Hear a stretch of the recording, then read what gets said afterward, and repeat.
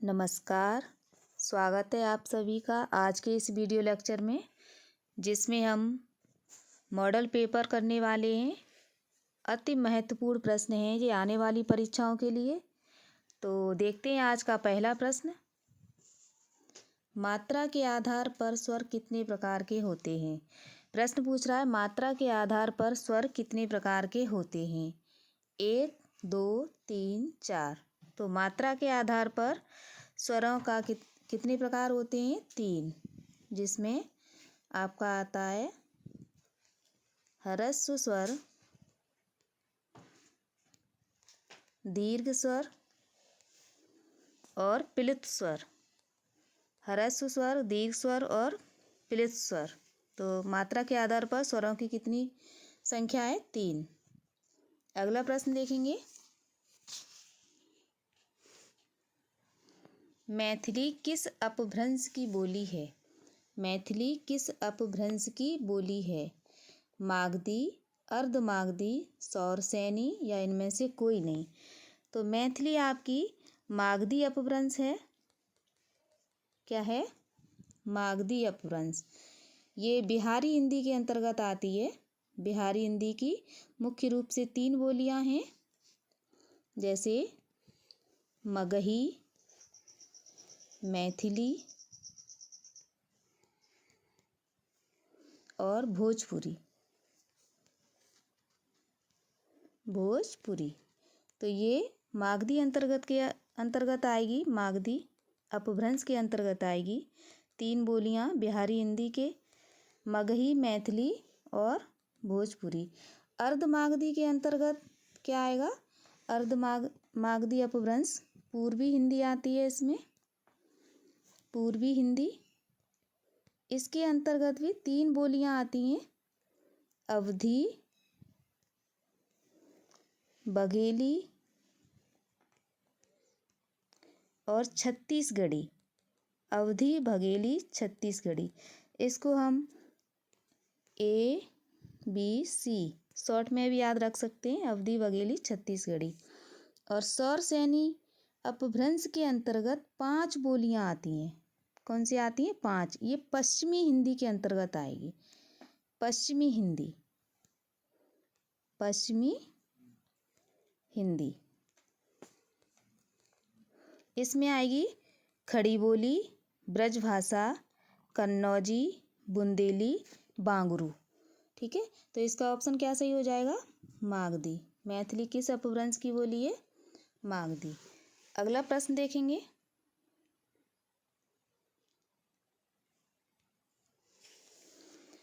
इनमें से कौन सा सूर्य का पर्यायवाची नहीं है? सूर्य का पर्यायवाची नहीं है। हंस, आदित्य, गवाक्ष, भास्कर। तो देखिए, सूर्य के पर्यायवाची हंस भी है, आदित्य भी है, भास्कर भी है। तो इसमें नहीं पूछ रहा है, तो ऑप्शन हमारा सही हो जाएगा गवाक्ष। इसका मतलब होता है खिड़की। खिड़की, खिड़की। ठीक है, तो गवाक्ष सही हो जाएगा यहाँ पे। अगला प्रश्न देखेंगे।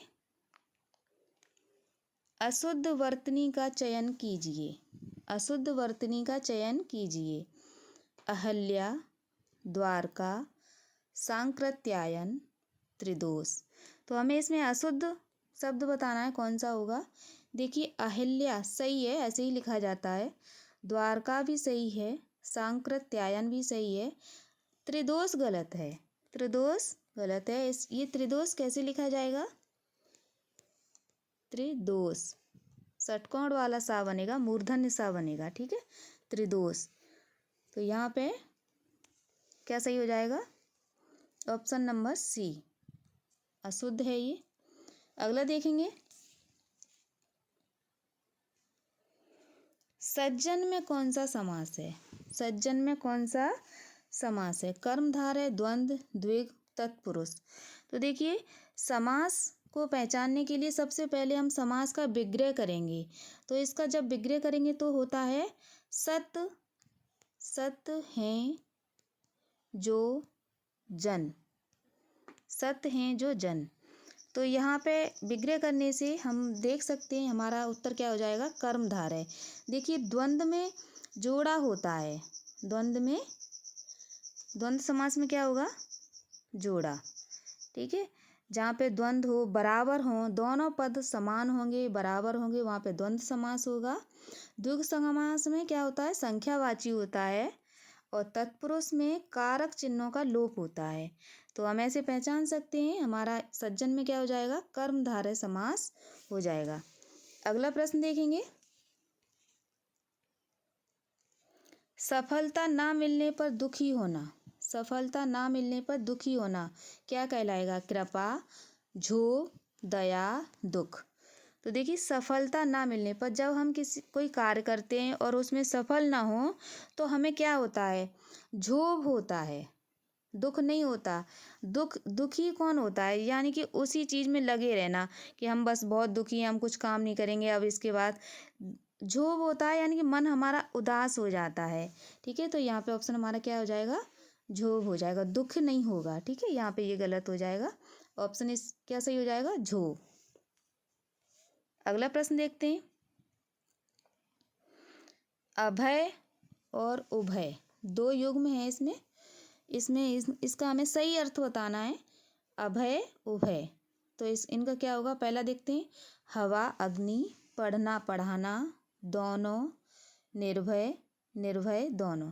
अब देखिए, यहाँ पे हम पहचानेंगे अभय माने क्या होता है? अभय माने होता है निर्भय, जिसको कोई डर ना हो, जिसको कोई डर ना हो। तो इसका क्या हो जाता है? निर्भय हो जाता है। ठीक है, निर्भय हो जाएगा यहाँ पे। और उभय माने होता है दोनों। तो ऑप्शन देखेंगे, यहाँ पे भी लिखा है दोनों, निर्भय, तो यहाँ पे गलत हो जाएगा क्योंकि पहले क्या पूछ रहा है? अभय पूछ रहा है। तो अभय, अभय माने निर्भय, उभय माने दोनों, तो ऑप्शन हमारा सही हो जाएगा डी। अगला प्रश्न देखेंगे। तत्सम शब्द का चयन करें, तत्सम शब्द का चयन करें। शीश, जीड़, केकड़ा, खंडहर। तो तत्सम और तद्भव शब्द, तत्सम शब्द क्या होते हैं? जो संस्कृत के शब्द होते हैं, जो संस्कृत के शब्द सीधा हिंदी में प्रयोग होते हैं बिना परिवर्तन किए, वो क्या कहलाते हैं? तत्सम शब्द कहलाते हैं। और तद्भव शब्द क्या होते हैं? जिनका परिवर्तन हो जाता है और हिंदी में प्रयोग किए जाते हैं, उन शब्दों को तद्भव शब्द कहते हैं। तो तत्सम शब्द पहचानने के लिए सबसे पहले हम देखेंगे कि अधिकांश शब्द ऐसे तत्सम होते हैं जिनमें आधा अक्षर लगा हो, आधा अक्षर लगा हो। तो यहाँ पे हम देखेंगे तत्सम शब्द का चयन करना है हमें। देखिए, आधा तो यहाँ पे भी लगा है, लेकिन ये खंडहर, ये तो एकदम से पता चला है कि हिंदी का शब्द है, तद्भव शब्द है। तो यहाँ पे तत्सम पूछ रहा है, क्या हो जाएगा? जीड़ हो जाएगा। जीड़ माने बुढ़ापा, जीड़ माने बुढ़ापा। ठीक है, तो यहाँ पे ऑप्शन क्या सही हो जाएगा? जीड़। अगला देखते हैं। तद्भव शब्द का चयन करो। तद्भव का यहाँ पे तद्भव पूछ रहा है। ओष्ठ, क्षीर, अचरज, अमृत। तो देखिए, इसमें ऑप्शन क्या सही हो जाएगा? तत्सम शब्द हमेशा आधा अक्षर वाले देखेंगे, सा आधा आता है अधिकांश शब्दों में, और तत्सम में ये छतरी वाला छ होता है। और तद्भव यही जब छतरी छतरी छ इस छ में परिवर्तित हो जाता है, वो तद्भव बन जाएगा। ठीक है, और ये देखिए, ये तीनों ही हमारे तत्सम शब्द हैं। यहाँ पे तद्भव पूछ रहा है तो क्या बन जाएगा? अचरज। अचरज तद्भव शब्द है, अचरज। और इसका तत्सम क्या हो जाएगा? आश्चर्य हो जाएगा, इसका आश्चर्य हो जाएगा। ठीक है, तत्सम। तो अगला देखेंगे, अगला प्रश्न, ऑप्शन इसका क्या सही हो जाएगा? अचरज। अगला देखेंगे, कन्नौजी हिंदी किस उपभाषा के अंतर्गत आती है? तो कन्नौजी हिंदी किस उपभाषा के अंतर्गत आएगी? तो यहाँ पे कन्नौजी पूछ रहा है, तो यहाँ पे ऑप्शन ये गलत टाइप हो गया है। कन्नौजी हिंदी पश्चिमी हिंदी के अंतर्गत आती है, पश्चिमी हिंदी के अंतर्गत आती है कन्नौजी। ठीक है, चलो अगला देखते हैं। अफसोस, अफसोस किस भाषा का शब्द है? पुर्तगाली, फारसी, अरबी, देशज। तो अफसोस फारसी शब्द है। कैसा शब्द है? फारसी। अगला देखेंगे, संस्कृत शब्द में उपसर्ग है। संस्कृत शब्द में उपसर्ग है। सन, सन, सम, सम। तो संस्कृत शब्द में सम उपसर्ग है। सम उपसर्ग से बना है संस्कृत। सम प्लस क्र प्लस त ऐसे बनता है। ठीक है, तो क्या सही हो जाएगा? सम। अगला प्रश्न देखते हैं, सुमित्रा में प्रत्यय है। शब्द है सुमित्रा, इसमें प्रत्यय बताना है हमें। इत्रा, त्रा, आ। तो सुमित्रा में प्रत्यय क्या हो जाएगा? आ प्रत्यय हो जाएगा, त्रा नहीं होगा। ठीक है, और क्या हो जाएगा? इसमें आ प्रत्यय है। अगला देखते हैं, कुल शब्द का विशेषण क्या होगा? कुल शब्द का विशेषण क्या होगा? कुलीन होगा, कुलिप होगा, कुलज होगा, कुलप होगा। तो यहाँ पे कुल से बनता है कुलीन। कुल से क्या बनता है? कुलीन, यानी कि उच्च वर्ण का। कुलीन का क्या मतलब हो जाता है? उच्च वर्ण। अगला प्रश्न देखते हैं, निम्न में से संयुक्त वर्ण कौन सा है? संयुक्त वर्ण कौन सा है? ए, आ, उ। तो संयुक्त वर्ण कौन सा है? ए है। संयुक्त वर्ण क्यों कहते हैं इसको? क्योंकि ये कैसे बना है? आ प्लस ए के योग से बनता है ए। ठीक है, आ प्लस ए के योग से बनता है, और आ प्लस ए के योग से बनता है बड़ा ए। आई कहते हैं इसको। ठीक है, तो ये तो दीर्घ स्वर है, ये भी, ये ह्रस्व स्वर है। तो ध्यान देंगे, संयुक्त स्वर क्या हो जाएगा? ए। अगला प्रश्न देंगे, निम्न में से अंतस्थ व्यंजन है। अंतस्थ व्यंजन है य, स, ह। तो इसमें उत्तर क्या हो जाएगा हमारा? अंतस्थ है य। अंतस्थ में 4 व्यंजन आते हैं, य, जैसे य, व, र, ल। ध्यान रखना, ये चारों अंतस्थ हैं, य, व, र, ल। ठीक है, तो अंतस्थ क्या हो जाएगा इसमें? ऑप्शन य। स, ह, ये ऊष्म व्यंजन कहलाते हैं। ध्यान रखना, अभी तो यह पूछा है, कल ये भी पूछ सकता है। तो ये क्या है? ऊष्म व्यंजन है तीनों। ये क्या है? अंतस्थ है। अगला प्रश्न देखते हैं, खड़ी बोली हिंदी का अन्य नाम। खड़ी बोली हिंदी का अन्य नाम, हरियाणवी, हिंदी, कौरवी, भारती। तो खड़ी बोली हिंदी को अन्य नाम से बुलाते हैं कौरवी। कौरवी नाम से बुलाते हैं, और ये पश्चिमी हिंदी के अंतर्गत आती है। पश्चिमी हिंदी, और सौर सैनी अपभ्रंश से इसका विकास हुआ है। तो अगला देखते हैं,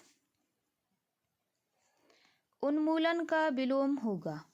उन्मूलन का विलोम होगा। उन्मूलन का विलोम क्या होगा? रोपण, विश्लेषण, संश्लेषण, अवमूल्यन। तो देखिए, उन्मूलन का विलोम हो जाता है रोपण। उन्मूलन का मतलब होता है अंत या समाप्त। अंत या समाप्त, या जड़ से उखाड़ देना। जड़ से उखाड़ देना। जैसे हम कह सकते हैं, पोलियो को सरकार ने जड़ से उखाड़ दिया, यानी कि अब पोलियो के बहुत कम ही केसेस दिखाई देते हैं। तो क्या हो गया? उसका उन्मूलन हो गया। ठीक है, तो उन्मूलन का विपरीत क्या हो जाएगा? रोपण हो जाएगा। रोपण का मतलब लगाना, स्थापित करना। ठीक है, तो ऑप्शन क्या हो जाएगा यहाँ पे? रोपण। अगला देखेंगे,